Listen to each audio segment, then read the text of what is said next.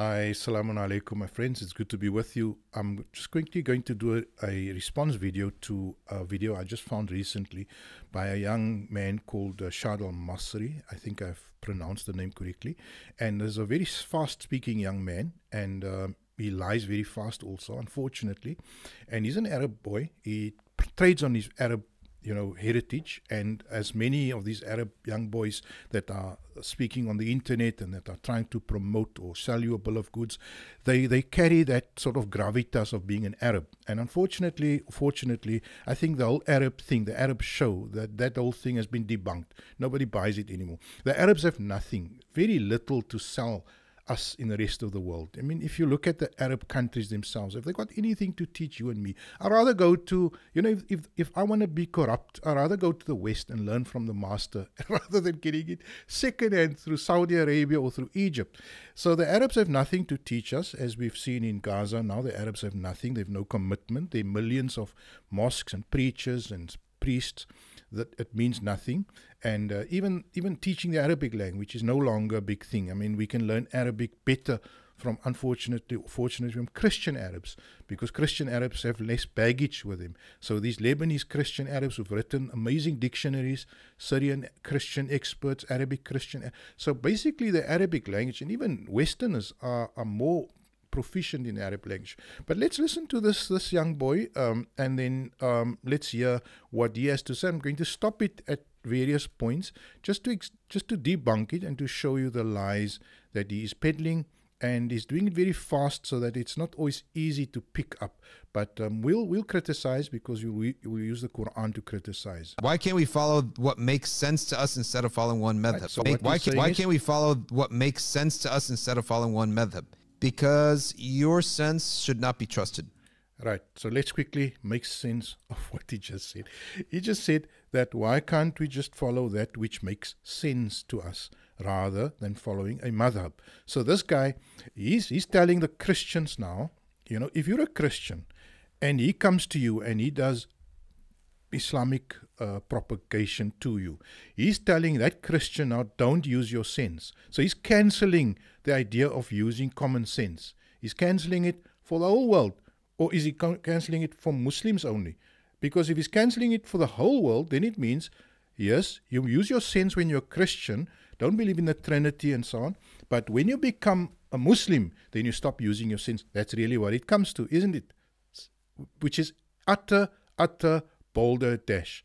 But let's continue, because he's going to sneak in more lies now. And the Qur'an says, أَفَلَا تَعْقِلُونَ. The Qur'an, أَفَلَا يَتَدَبَّرُونَ. أَفَلَا يَتَفَكَّرُونَ. The Qur'an is impressing on you the importance of tafakkur, tadabbur, and to use your common sense, aql. So yeah, he's cancelling common sense, right? And he's cancelling, I don't know how many verses of the Qur'an. But the sheeple will go and follow him. But let's quickly, the lies come fast and furious after this. Let's quickly follow more of the lies and try and debunk more of it. Why don't you do the same thing if you get cancer? Why don't you do the same thing for engineering? Why don't you do the same thing for anything else? Why you trust yourself so much? Okay, so now he's saying priesthood, the priesthood of Islam, him and his ilk, the holy men, they are the same as the cancer doctors and as the engineers or whatever. I need to bring in, because the Arab mind has been constricted. Unfortunately, he walks around with that unfortunate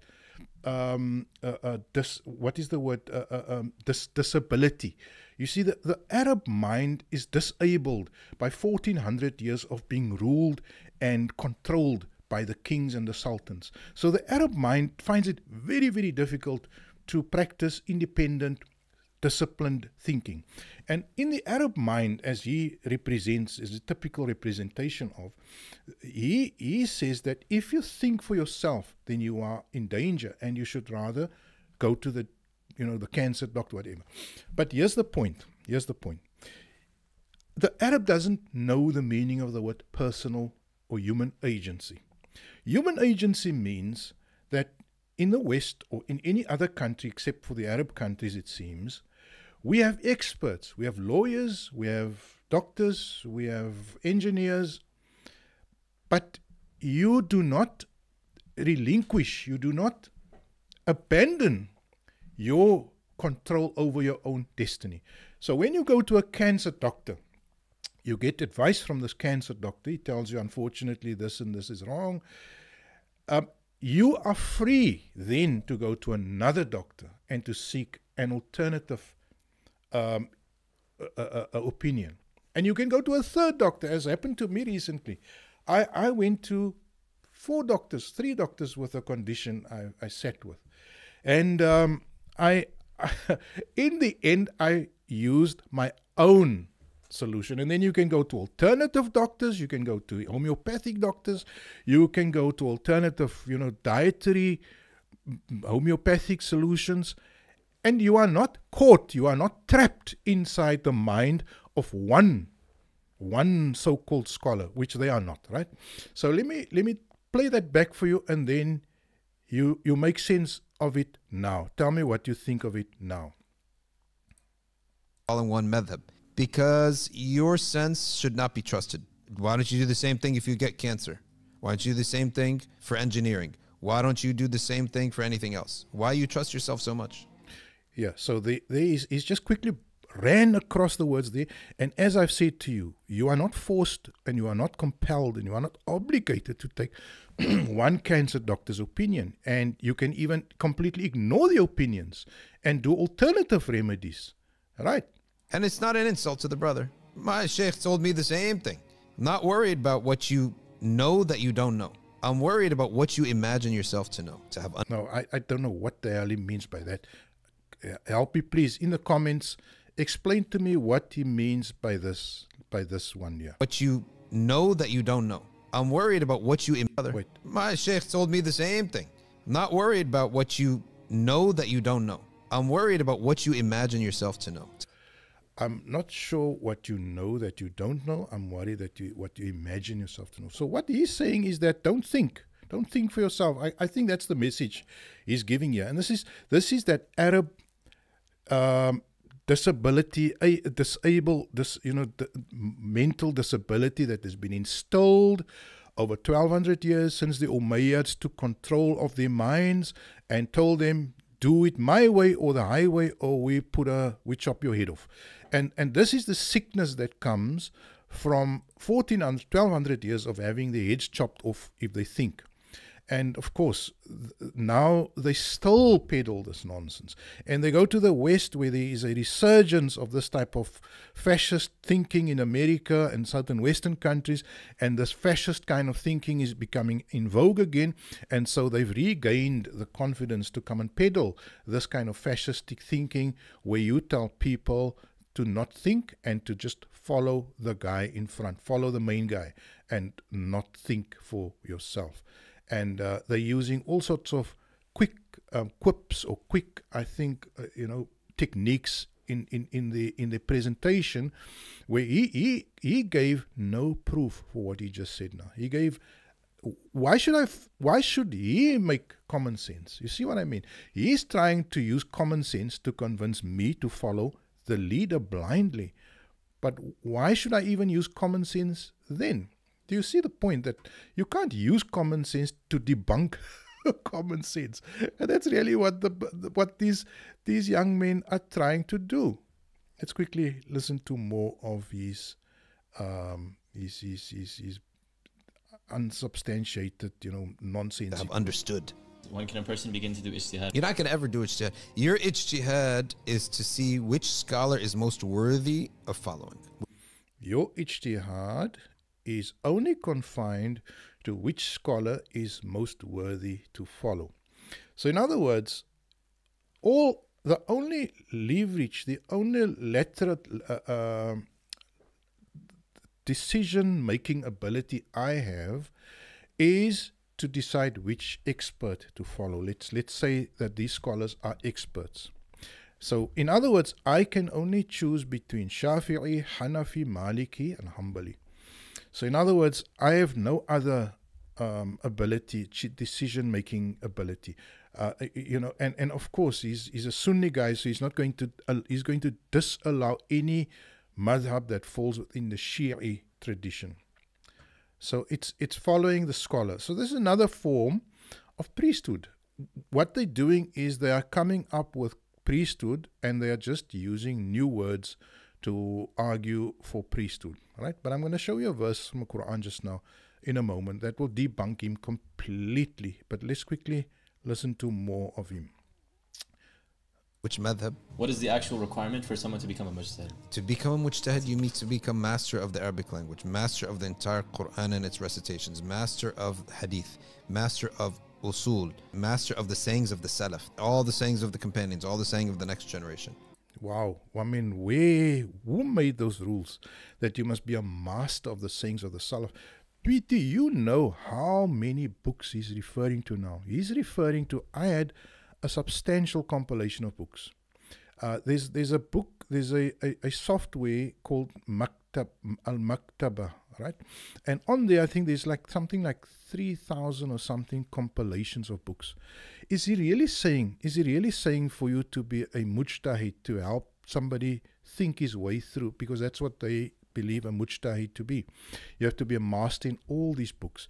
Are they really saying that those four imams, Shafi'i, Hanafi, Maliki, Hanbali, because those are the four imams he's promoting?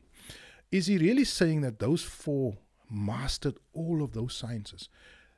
Some of those books were written after Shafi'i. Like Shafi'i lived in 250 and Bukhari was only written around 350.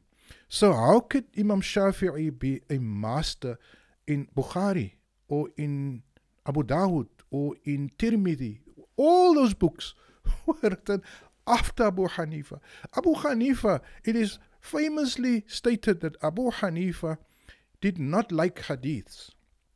So is he saying Abu Hanifa is not a valid mujtahid? When 80% of the Muslim world are Hanafis, is he really saying for Abu Hanifa to have been a mujtahid, he was supposed to be a master in the works of the Salaf and all these other later day works? So again, fast speaking, fast lying. Let's quickly see more of this guy's The entire Qur'an and its recitations, master of hadith, master of usul, master of the sayings of the salaf, all the sayings. Usul was only compiled by Imam Shafi'i in 250. Abu Hanifa lived before Imam Shafi'i. So the usul of Abu Hanifa, in fact, the usul of Abu Hanifa is no longer in existence. There is no existing works of Abu Hanifa. So Abu Hanifa has become a transmitted tradition through his students. So there is no, even Bukhari, the oldest copy of Bukhari is like, I think, 800 years old. So what he is saying is that these imams had to learn from each other, but they never had access to each other's works. Imam Shafi'i had access to Abu Hanifa's students' works, but he never met the man. But let's quickly listen to the last piece, and then I want to say something about the whole idea of scholarship. Of the companions, all the saying of the next generation. The Malikiyah have not declared a mujtahid since the year 800 after the Hijrah. So 650 years. Okay, so let's quickly think of what this guy has been saying. I think the idea of scholarship, what is scholarship? Now, I think the Arabs also, like this young man, they haven't made the effort. You see, they are so overcome by the sense of accomplishment, or they are so comfortable and so, I would say even the word arrogant in their understanding, that they wouldn't give the West, which they emulate and idolize, these Arabs, they wouldn't go and investigate why is the West successful, why, we really should agree that the Western world is successful in many ways, right? In structuring the society, in the way they manage and govern. And I know you're going to say, but it's busy falling apart. Yes, it's falling apart now. But generally speaking, the Western world is a place where we can learn about structuring your society, shaping your government, and how people function on a day-to-day basis. Now, the West has dealt with the issue of scholarship. What he is saying is that you have to be a master in this, a master in that, a master in the other. But if nobody is a master right now, who decides who is a master? Do you understand what I'm saying? If we have 5 people here and we're all ignorant, none of us know Arabic, how will we decide who is a master in Arabic? Do you get the point? You cannot let knowledge die and then let the people who are alive decide who is the knowledgeable.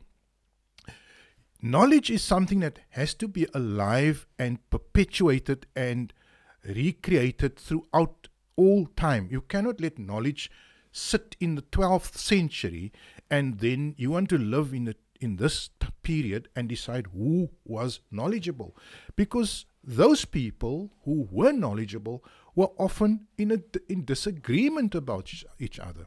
So you find like Imam Shafi'i, then Jafar as-Sadiq was a knowledgeable man, but he never regarded Imam Shafi'i as a knowledgeable, or Imam Abu Hanifa as more knowledgeable or as a knowledgeable man. Abu Hanifa never even told the people about himself that you should follow him. There's no way that Imam Shafi'i or Malik ever told people, I am a master in this, I'm a master in that, I'm a master in this, you need to follow me.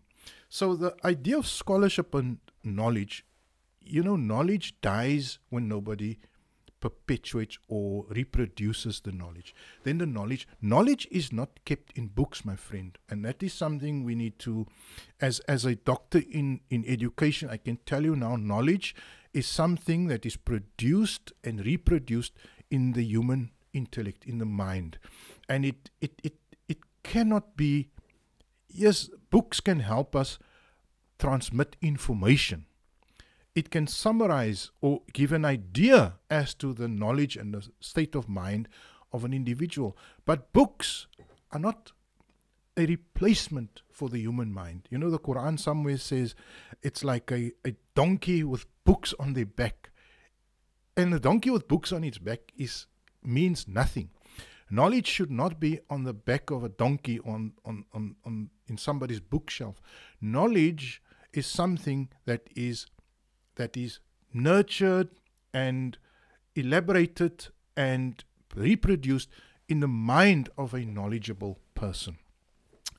And so when we look at the Western world, how knowledge is nurtured, reproduced, elaborated, grown, expanded, is by scholarship. And scholarship is not about being a master and a master and a master of this. Scholarship is about collaboration. It's about sharing. It's about critical engagement. And when we take, for example, the way that you obtain a doctorate, which is pretty much the pinnacle or the highest level of knowledge in the Western world. How do you obtain a doctorate? You obtain a doctoral level qualification by producing, by arguing, by advancing new ideas around the world and about understanding the world. Let's call it knowledge, new knowledge. And then a very essential part of that doctoral status is for several other experts in that field to give you critical feedback. So in other words, if I want to produce a new insights, new understanding about what colonialism, modern coloniality means, the idea of colonialism in our times, if I want to produce a treatise, an argument, and advance an in-depth position about what I understand colonialism to be like in our times, then I would produce my argument, I would produce what is called a treatise or a thesis, and that would then be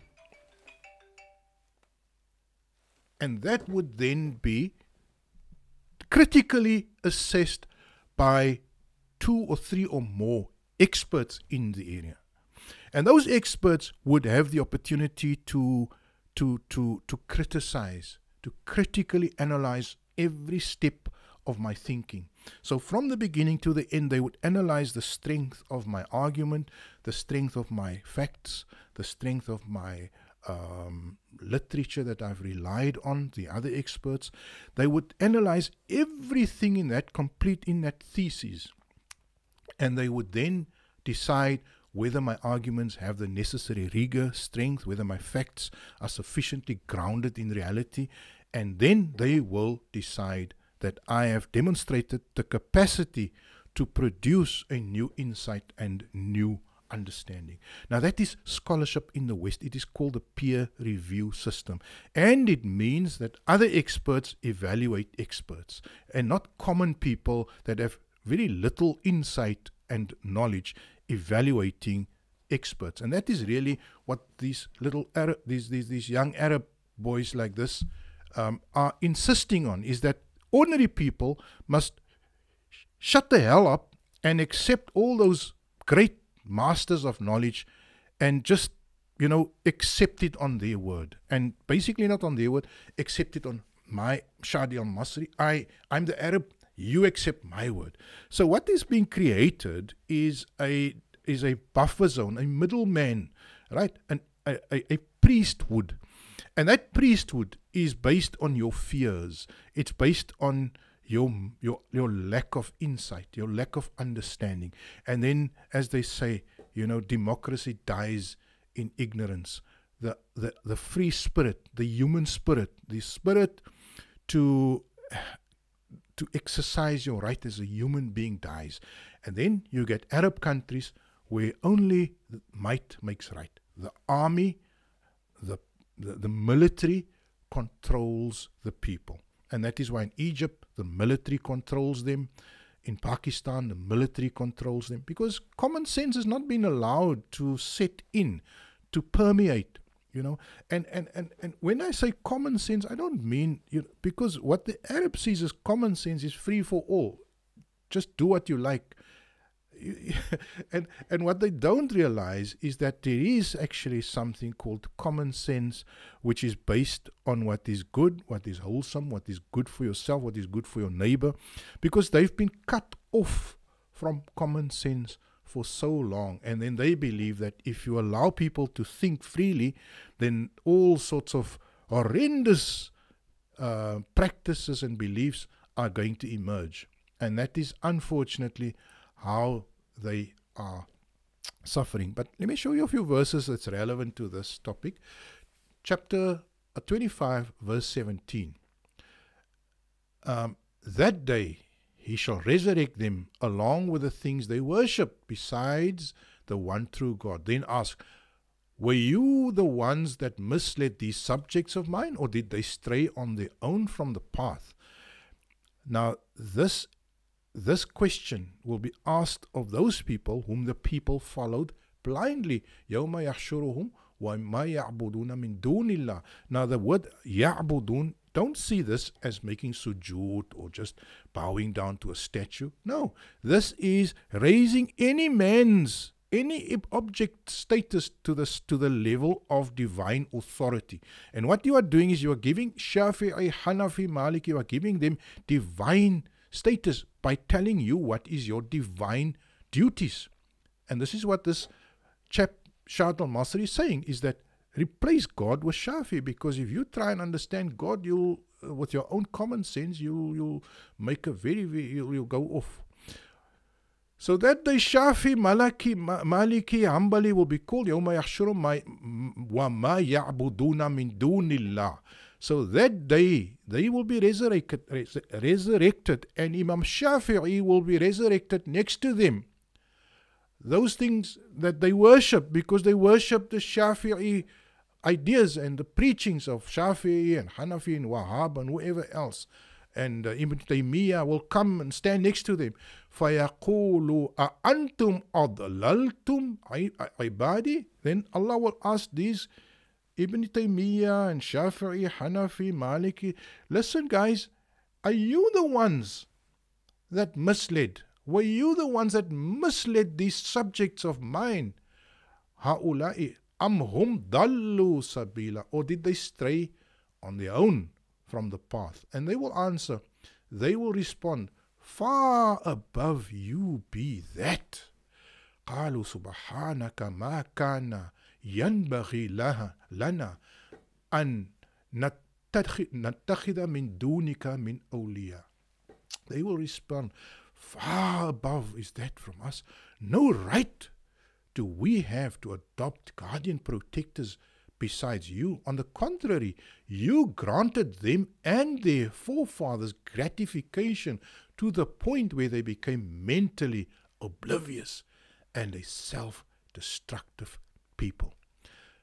Mentally oblivious. Hatta nasu al-dhikr. They became mentally oblivious and they became self-destructive. My friends, these are crucial words, and let me add to that, this is the words that appear in a very, very famous surah. Let me go to the beginning, which is 25 verse 1, which is called Al-Furqan. Now, Al-Furqan means the method by which to distinguish. The first verse in Al-Furqan is, in the name of the one true God, the cosmic benefactor who is kind. Hallowed is he who revealed unto his subject the method by which to distinguish. The method by which to distinguish. So there is no hundreds and thousands of books that you have to follow. There is only one book, and that is the Furqan, the one method by which to distinguish, and that is this book. That is this book, my dear friends. And so I think let us comfort ourselves with the fact that